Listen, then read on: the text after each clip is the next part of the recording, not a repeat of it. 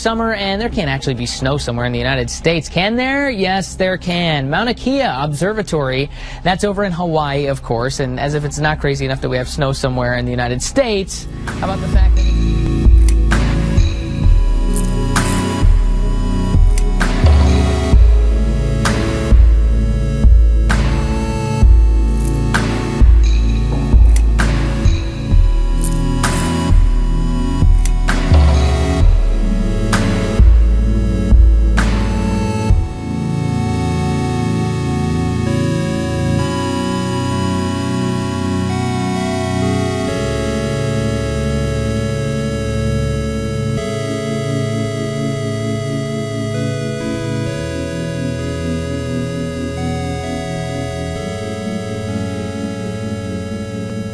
extraordinary, Becky, because the weather woes never seem to end in this country for weeks, even months. People in this country have been really just praying for one thing, and that is for the monsoons to arrive, because after 2 years of drought, their farmland has been desecrated. There's been this heat wave that's been sweeping across the country, killing hundreds of people. And now it's the monsoons that are killing people. As you mentioned, 90 people killed just in a matter of 24 hours, mainly in this one state of Bihar. Most of the people who died were farmers, because this is a time as the monsoons arrive when farmers are out planting.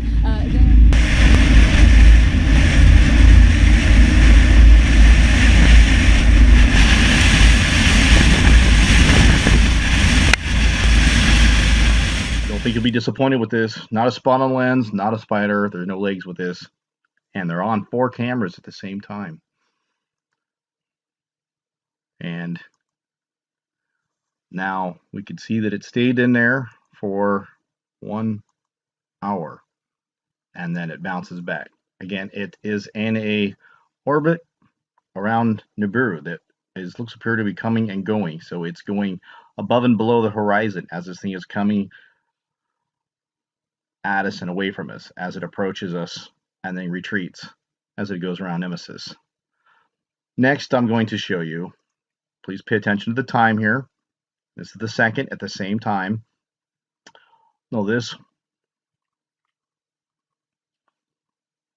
is over Italy, and now we've got Switzerland at the same time. We've got the same object. And let me do the time lapse on this one. Yes. Look how big it's getting. You can start to make out the plasma tail. And the camera setting here looks like 400 ISO. Not quite visible with the naked eye. Look at that. That thing's just getting bigger. And you can almost make out the redness of this thing. Oh my gosh. I've never seen this thing so big. It's getting close. Wow. Continue running the time lapse here, and then it disappears, and it reappears again. Again, it's the shadow. It's still facing the northwest. The actual planet is in the north southeast. What you see here, everybody, is a thing called SunCalc. And what it does, what this program does, is it shows you where the sunrise and the sunset should be relative to your position. So in the example here, this is where I am right now, where this red dot is. This is where I'm located. And basically it's saying that the sunset should happen at this, or the sunrise should happen on the yellow line, and the sunset should happen on this red line. Okay? Now, here is the important thing that I want to bring up right away this morning. The North Star, first of all, was off by 3 to 5 degrees, as confirmed by about 30 subscribers over the weekend. So anybody that knows where the North Star should be based on fixed points on the ground, like me, my story was I go out and I've been checking the North Star's position for 3 years. It has not changed for 3 years, okay? It stays in the same place winter, spring, summer, and fall. It's always in the same place, okay? The way you can find the North Star is you take the 2 ends of the Big Dipper and draw a line. So our position, fixed position relative to the North Star right now is off by 3 to 5 degrees to the west, Wayne. Or to the east. To the east. Yes, in my observation, and I have a solid one, and then I've gotten confirmation from several different people. So what does this mean? Why is Steve so freaked out about the North Star? The reason Steve is freaked out about the North Star is it's the one fixed point that we all can, everybody in the earth can validate the North Star being in a position if they have two fixed points on the earth. Okay? I have now enough information to tell you from astrophysicists, astronomers, and people that have given us feedback at WSO, they all tell me that we're correct, Wayne. That the North Star has moved 3 to 5 degrees to the east. The implications of this, Steve, is, well, it's very disturbing. Yes. The second point I wanted to bring up, and that's what the sun kelp thing is for, is to say that you see that red line, Wayne, that points off at about rough, this is a rough 45 or just off 45-degree angle here. See that? I see it, Steve. From sunrise to sunset. So it is normal for us to see the sun setting in the northwest, and it's normal for us to see it rising in the northeast. First of all, that's not unusual for this time of year, you guys, okay? What is unusual, though, and if you can you see my little hand? Yes. When I looked at the sunset for the last 2 nights, the sunset has been here, where my hand is. About 22 degrees, Wayne. Which, by the way, Steve, as you know, when you called me on Saturday, and I immediately went in and checked my compasses, I registered and recorded the same anomaly. And here in the Denver area, we were off by about 22 to 27 degrees to the northwest. And it didn't change. In fact, Steve, I posted on my YouTube channel a recording of where I actually filmed the needle of the compass actually oscillating back and forth. And that was Saturday. Yeah, and by the way, and I won't bore everybody with the data, because it is pretty boring data, but that has been confirmed by several as well that did, after we talked on Saturday, I reached out to a couple of the other subscribers, and they all confirmed they were also having the same magnetic anomaly. I actually know a pilot friend who told us yesterday that he's a private pilot, that he can no longer rely on his compass. I said, well, how do you get from point A to point B? He says that they use a gyro software that is more directly linked to GPS as opposed to trying to follow magnetic north. Yeah, let me, having been an ex-avionics guy, I can give you a little insight into that. There's a thing called a gyroscopic internal navigation system that, yeah. So those systems don't even require GPS, by the way, Wayne. Well, thank you. See, I'm a novice. I ride in them. I don't drive them. Right. No, that's okay. It's a very strange thing that I'm an expert in it because the Air Force made me one. Good. So we used to navigate with our primary navigation before GPS came online was a thing called TACAN. The civilian world has a similar thing, and basically those are fixed points on the Earth that transmit signals that basically are waypoints, okay, across the country. So you can navigate as a commercial military, or as a military pilot, you can navigate by TACAN, you can navigate by compass, you can navigate with GPS, and then and then the last thing is called internal navigation system, which is a gyroscopic device that uses the Earth itself as its waypoint. So it doesn't rely on celestial observations or anything like that. It just knows where you are relative to fixed. Hi. So this is Solar System Scope, and we can see this is the actual time and planet where we're at right now with our universe. I'd like to show you a couple things where we're at and where these objects actually are.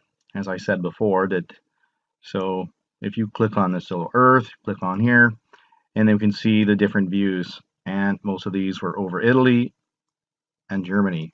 And we can see when we click on the scope here, I said that we were looking at the shadows to the northwest. That would have been right about here. And at this time, so everything I'm doing is all happened within 30 minutes. It is 6:40 Pacific time. So I'll leave a link in the description because it's happening now. And so the southeast is where this whole thing's going as it settles down, I think. Just about in here somewhere. It's probably, again, this is our horizon. This is our Earth's ecliptic plane. Through the plasma field, which is going to stop the Earth, pole shift. The rich people are going to hide in their cities, which a lot of Christians believe that this is going to be a six-seal judgment, and I'm one of them. And how can I stay calm? Because the world is not falling apart. Everything is falling into place, just the way God told you it was. So I wanted to show you one other planetary alignment that I think is important. And, you know, I'm just looking at the elections, predictive programming, Neptune, the signs. I look at Bible prophecies where I get these alignments. And one alignment that I find very interesting is the Sun, Moon, Earth, Neptune in the Aquarius on August 31st. I've heard this date before, this alignment with Neptune, because it's a water planet, like in the days of Noah. I think they had an ancient flood. When the water planet is in alignment with Aquarius, this is like a time clock. People were confirmed dead and 13 others remain missing after heavy rain caused flash floods and landslides in East China's Jiangxi province, South China's Hunan, Guizhou, Guangdong provinces, and Guangxi Autonomous Region.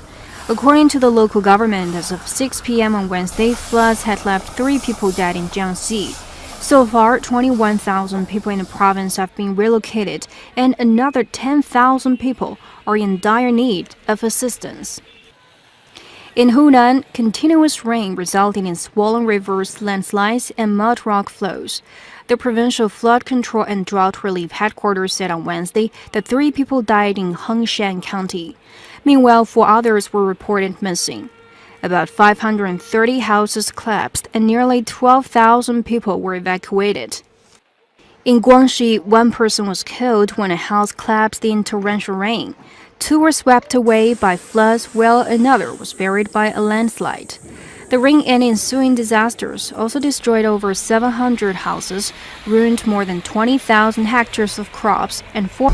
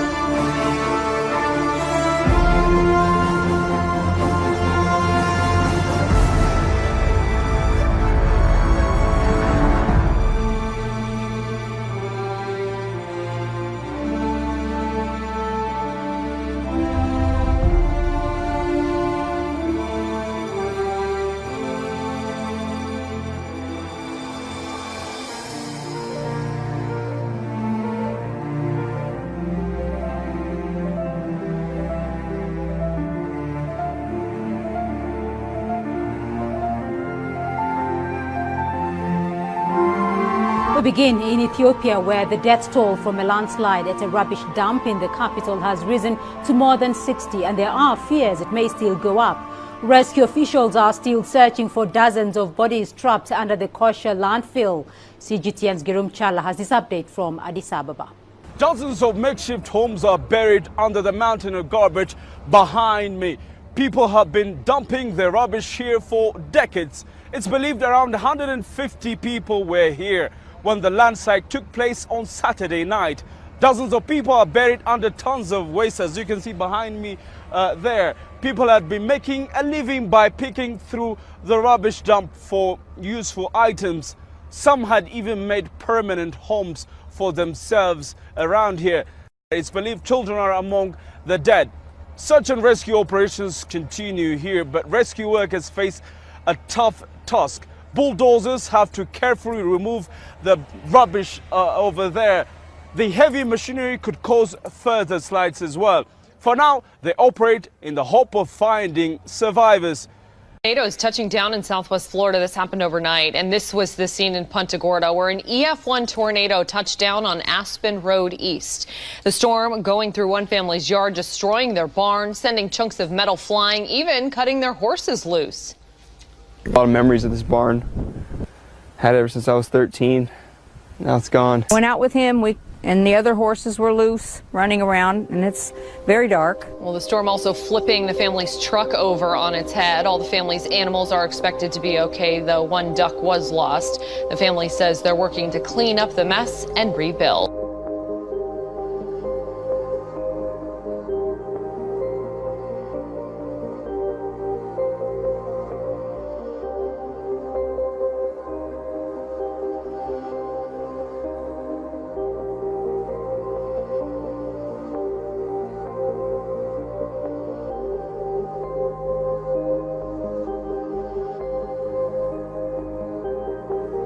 China's National Observatory has raised its orange alert for frozen roads in the country's western Tibet autonomous region.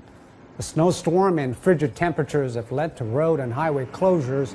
A blizzard swept the Shikaze, Ali, and Shannan areas on Friday and Saturday. Snow drifts were 30 to 50 centimeters deep in the urban areas of several counties in Shikaze. Well, the power supply in downtown Jilong was also temporarily cut down.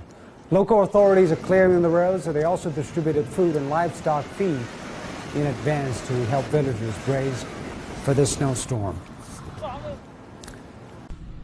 Maurice Christine, good evening. It is low tide here, but high water on the Great South Bay, where streets flooded and folks were forced to stay inside.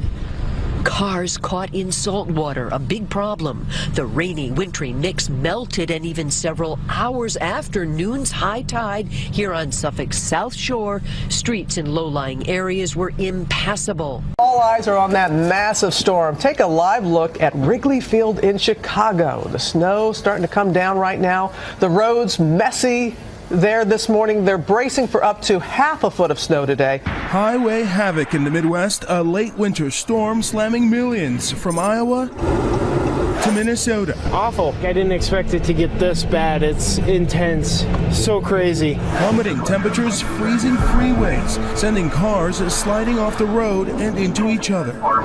The treacherous conditions causing this 24-car pileup outside of Minneapolis. Wind and waves from Lake Ontario, along with freezing temperatures, engulfed this New York house in ice.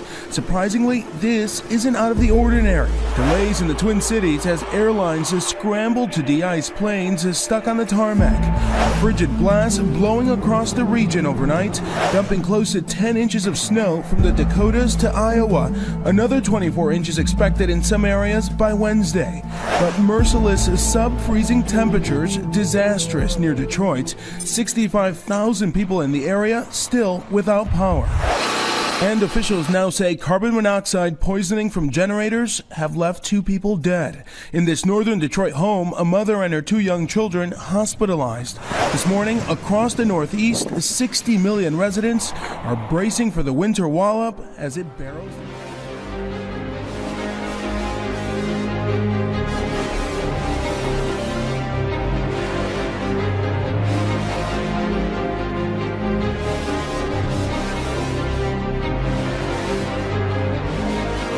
Now to Peru and those tragic mudslides, the death toll rising there following intense rains that have left thousands homeless, but some heroic rescues giving many hope. Here's ABC's Marcy Gonzalez. In the fast-moving, muddy water and piles of dangerous debris, a woman almost washed away. As she tries to free herself, her hair seemingly gets stuck before she finally pulls herself to safety. One of many lives narrowly spared from Peru's raging flooding and mudslides that officials say have killed more than 70 people so far this year and left more than 70,000 people homeless. Tonight, as intense downpours overwhelm towns and send rivers pouring over their banks, desperate rescues are underway. Near the normally dry capital city of Lima, dozens of people crowd onto rooftops above washed-out streets. Zip lines being used to bring families and pets over fast-rising water. Others are forming human chains to get to dry ground. Tonight, half of the country is declared a state of emergency. Officials say this is the worst flooding in Peru in nearly 2 decades, with much more rain still expected.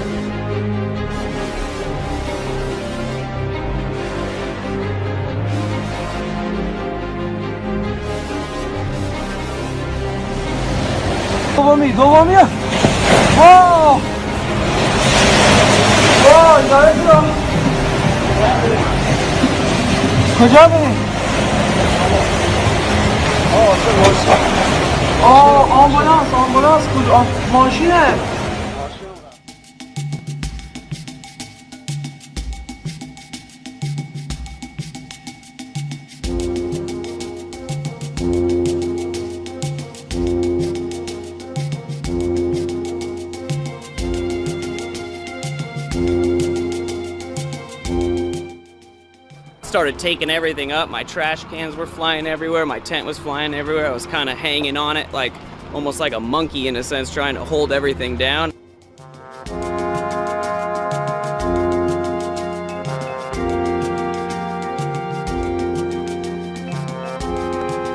There is one video taken by Louisiana resident Danny Garceau on April the 1st. The video has garnered a great deal of attention. I would say that this is one of the most convincing captures of the star system that I have analyzed over the years. The brown dwarf in a very rare appearance as it orbits our sun in retrograde fashion.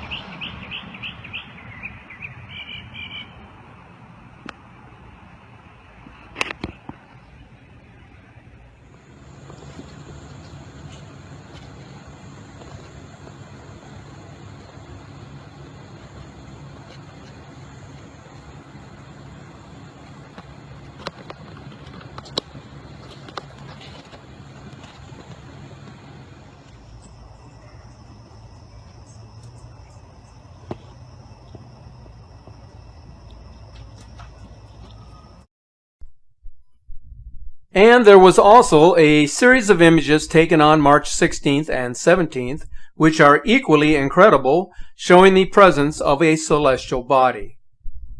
These images are posted on our Facebook page and can be viewed close up.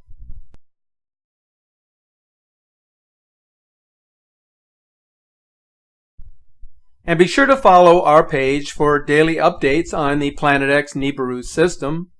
Leave a comment or a message, and as a source to share your images and videos. 4th, Tuesday, 9 o'clock Mountain Time, 2017. What we're looking at is the Gulf of Mexico rainbow loop is what they call this. And you can still see a persistent disturbance down here in the Florida Panhandle.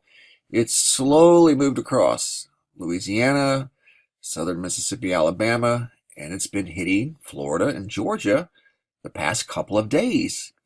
And it was so intense in Georgia yesterday that they've gone ahead and declared ahead of tomorrow's storms, because it's predicted to cause a lot of damage and destruction in southwestern Georgia tomorrow, that they've declared a state of emergency right here in Albany, or actually south of Albany, in Dougherty County. A full-blown state of emergency in Dougherty County ahead of the severe weather, and it hasn't even happened yet. And it's because the weather that they got yesterday was so bad, so strong, so intense, that they're not taking any chances.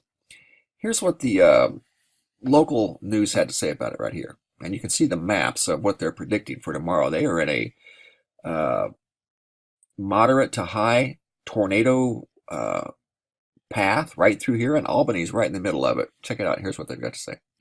State of emergency has been declared for Doherty County ahead of tomorrow's storm. The National Weather Service shows Doherty County could possibly see strong, long-track tornadoes with destructive wind gusts as high as 70 miles per hour. Now, these weather events could happen throughout the day tomorrow. And we want to tell you more on the details on what exactly a disaster declaration means. Number one, the county emergency operations plans will be activated. Number two, the emergency operations ordinances that Doherty County commissioners adopted will be operative. It's getting just off the charts. Everywhere you look around the globe, there's some sort of wild weather going on. If it's not giant hail, it's strong winds, straight line winds, dust storms, tornadoes, floods, landslides, mudslides. It just goes on and on and on, and it doesn't stop. It only seems to intensify. So there's already a state of emergency in place in Doherty County, which is south of Albany, Georgia, right here, for tomorrow, and the storms haven't even hit yet, but they're brewing. And they know it. And based off of what it did yesterday, they're not taking any chances. Another sign that this is in play. Record snow, blizzards. Newfoundland, eastern Canada, getting over 120 centimeters of snow. And for those of you in the U.S., 2.5 centimeters equals 1 inch. A couple images for you here. Snow up to the rooftops of homes. Now in Canada, when it's reported in the news as an unbelievable amount of snow, and this is in Gander, which also had record snows 2 years ago. Seems to be a trend in that area. Here's the actual depth of some of the snow on top of the cars. And all of you hearing about the melting sea ice. Oh, it's going to melt in and we'll use all the Northwest Passage. And it's definitely disappearing, the sea ice, or so you've been told. Atlantic Ferry, stuck in sea ice off Cape Breton. This off the IceAgeNow.info newsfeed. Nova Scotia Ferry, stuck. They're not really sure when they can get it out. They're sending an icebreaker right now to try to escort it out of this slush pack ice. Image here for you of the escort ship trying to break it free right now and cut a channel through there. Cape Breton here on the map for you, far eastern Maritimes. Bit north of Halifax, Nova Scotia. Satellite image for you here. If truly all the sea ice was melting, you think further south latitudes would be the first place that it would disappear, not in the Arctic Circle, which they keep claiming.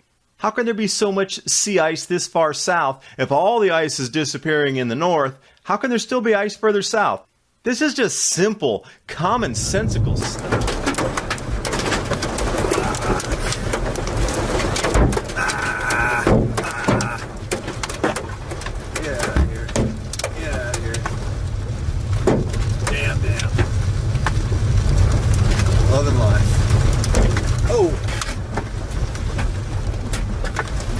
Saw that coming. Oh! Where are my safety glasses? Yeah. Man, those came out of nowhere. Sucker that got me.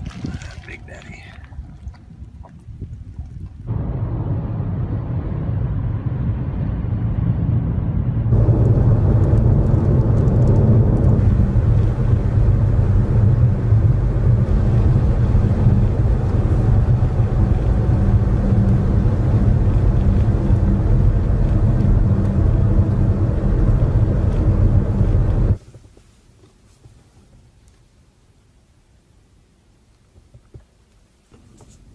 Well guys, got 3 tornadoes today and some beautiful lightning and destroyed another window with hail, but more important news, we lost 3 storm chasers today.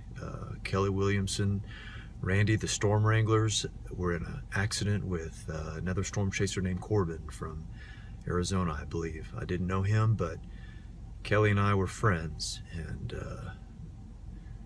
we used to hang out and underneath the storms and talk about everything except the storms. I remember being in New Mexico with him last year, and we were looking for arrowheads and didn't find any, but we talked about getting barbecue and beer all the times, but we kept missing each other.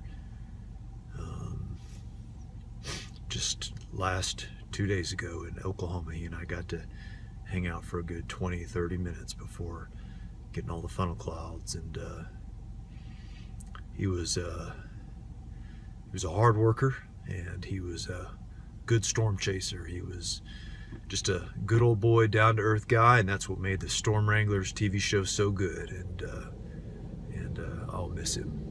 And my deepest condolences go out to the families of all of them. Yeah, so I don't know what else to say, but rest in peace, guys.